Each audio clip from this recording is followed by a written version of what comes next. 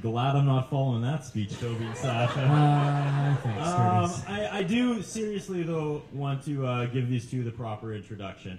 A little backstory about Toby and Sasha is that a year ago, actually, Heather Morrison's co-worker, Gregor, well, there's some debate about whose idea this actually was, but Gregor from Magic 98.3 set up a floor hockey team, open invite to all the media people in Saskatoon. Disappointingly low amount of people actually, come to these. I'll talk on behalf of my media brothers and sisters. But what it is, every 2 weeks we go and we spend a Friday lunch hour playing floor hockey against some of the grade 6, 7, 8s from different inner city schools. And it's just, it's fun. You get to meet these kids. It means a lot to them. And right off the bat, Sasha was there. And you should see the way the 12, 13, 14, 15-year-olds react. Mostly the boys. To Sasha. Right? The puck hasn't even dropped, and people are looking around going, which one's Sasha? Which one's Sasha? And then after a while, I just was so jealous, I started telling people I was Toby. And I was like, this huge celebrity and this huge ego stroke. And then Toby started showing up and took that away from me, and I was kind of back to being a nobody again. But when these two talk, teenagers listen. And I know you look at Heather Morrison and the guys at Global, and of course myself with Shaw. Our viewers, our listeners are a little bit older. Sure, we can help steer them in the right direction when it comes to issues and thoughts about poverty. But a lot of people in their 30s have already made up their mind if they care or not, if they give a damn, if they don't. But these two reach an audience where they're still developing those ideas and those judgments. So again, I want to give these two a really, really special thank you for stepping up, because again, if we're going to bring change, I feel it's their audience that we can really start with, and they should grow up. And if we make it a big deal to the teenagers now, they'll grow up, it'll be a big deal, and hopefully that history will repeat itself. So ladies and gentlemen, from Wired 96.3, Toby and Sasha. Sorry about your kids, if they listen to us. Yeah. We should broaden our spectrum of jokes to more than just fart jokes. Probably something political. Curtis, thanks for coming in and doing an interview with us, by the way. You can see it on Shaw TV. It was really good. See it on the Facebook. There's a bunch of places you can see it. But yeah, again, it's a travesty of justice, because again, you joked about it right now, but these two are a lot more than just poop and pee jokes. Like, pee and poop. No, it's true. One and then two. They're people that actually care, and I don't think that is represented well enough in the community. That they were a couple of the first people to sign up from the media that said they wanted to do this, and just thank you for that. For the record, though, those grade 6, 7, and 8-year-olds, they're on steroids or something. They were too good at hockey. There's something in the KFC they're putting in it now. It's an animal byproduct. I don't know. I don't want to get into that. It's a whole different discussion for another day, but there's something in the KFC for those kids. Did you want to ask a question, or should we just start? Oh, I thought you were just going to keep doing your shtick. I don't, It's not a shtick. Pretend that little green on-air light's on. Okay, how hard is it? Doing radio, I mean, you guys are getting up at like 2 in the morning as it is, right? To get the morning show ready. It's difficult. It throws off your sleeping pattern. I think the hardest part was day 3, Friday. We just came back from the undisclosed location bush party, and I thought, I'm kind of hungry. Awesome. And then I'm driving by, and I just live on Avenue X, represent. And then there's a McDonald's on the corner there, and I was like, I'm just going to, oh, crap, I can't. And it was like the hardest thing, because you just want to turn in. I just wanted some chicken McNuggets, but it's the, and then I realized, yeah, right, they're delicious.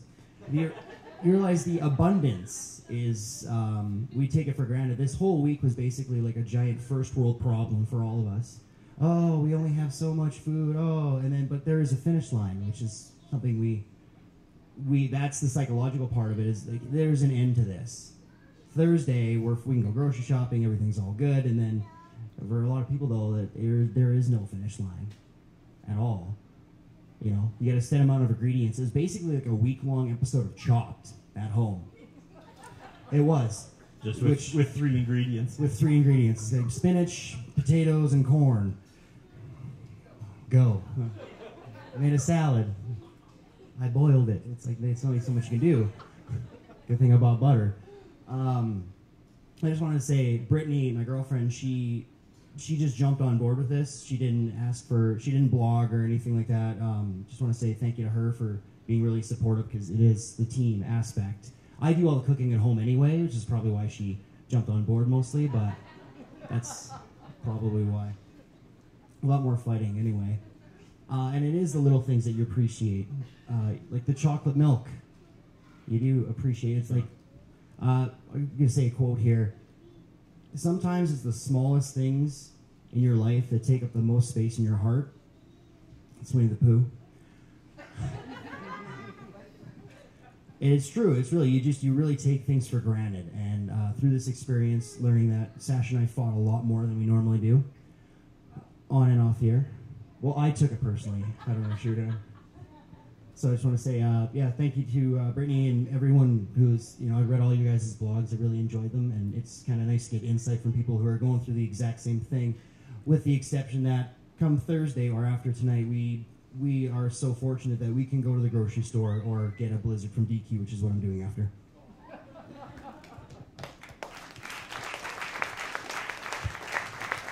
The lovely Sasha.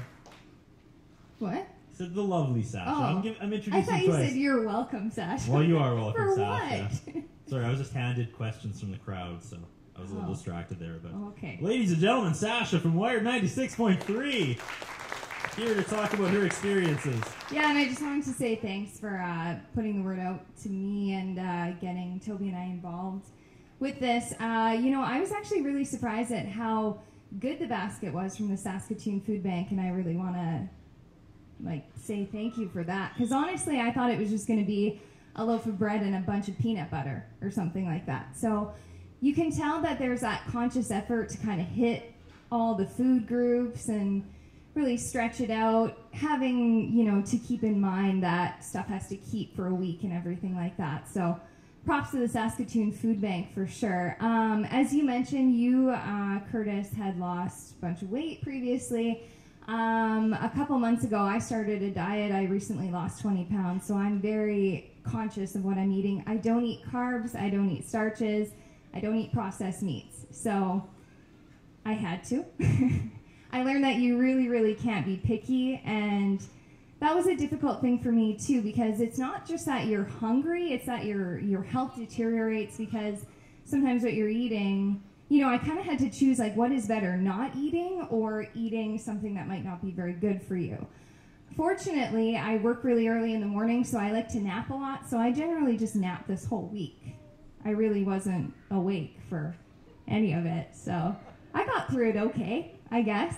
But you kind of learn that a lot of times too, we don't even eat for survival. There's a lot of different reasons for us to eat. The social aspect is there for sure. There's an emotional aspect that comes into it too. I know when Curtis came in to do the interview for Shaw TV, while you were there, my ex-boyfriend texted me and was like, "Hey, I got engaged." Awesome. So I really wanted to go home. I wrote about this in my blog, just watch a bunch of 90210, the old stuff, because it's better, and just eat a giant tub of ice cream. However, couldn't do that. So that was a little bit rough. My ice cream substitute was yogurt, so that was all right anyways. But yeah, I felt like I had a lot more to say because I wanted to be really deep, being the last person. But it was kind of, oh wait, all right. So I can just fluff now, okay. I know on day 2, as Toby had mentioned, I did have that realization that we all did, that, there is this finish line, that there's that light at the end of the tunnel. And it was kind of funny because, yeah, day 2 I was like, oh, I had this great epiphany. And I remember telling someone, being like, look at how deep I am. Look at how intellectual. I came up with this thing, and then everyone's saying it. So, yeah. But I think that's it for me. Thanks again for letting us be a part of it. It was definitely an eye-opening experience, and I think we just need to continue creating awareness in every avenue that any of us can. And I think, Pat, you mentioned that people need to realize, too, that I think when people think about people using the Saskatoon Food Bank or the Friendship Inn, that it's all people that have nothing, which is also very terrible, but they are people that also have some stuff. And then they're faced with a choice, right? And that's the tough part of it. Do I spend money on my rent or food? I couldn't imagine having to make that choice. So that's the tough part of it. And then, we have to look at rent control, stuff like that. Because I was actually watching an interview on Global about some guy was saying, I'm here, like I have a home, but all my money goes to rent. And I was in those shoes when I first moved to Saskatoon. I was really, really poor. And all I could do was eat bread and peanut butter, which is why I had to lose 20 pounds. It's okay. Okay, thank you, I'm done. And if you never got to watch those old 90210s, don't worry. Kelly broke up with Dylan, then he crashed his motorbike. Spoiler. Yeah, it happens. It happens.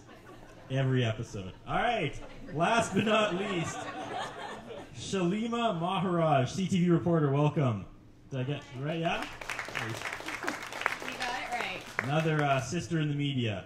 That's right. And Kelly should have stayed with Brandon. Just making that point. That's right. I feel like we're getting off topic, but We may be.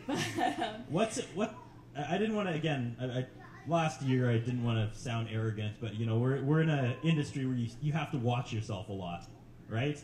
Sadly, yes. Yes, and it was this vicious circle because the hungrier I got as the challenge went on, the worse I looked, and I'd watch myself on TV, and it was just even more defeating with my fake grimace and pretending I still cared when I was doing interviews. Did you experience any of that?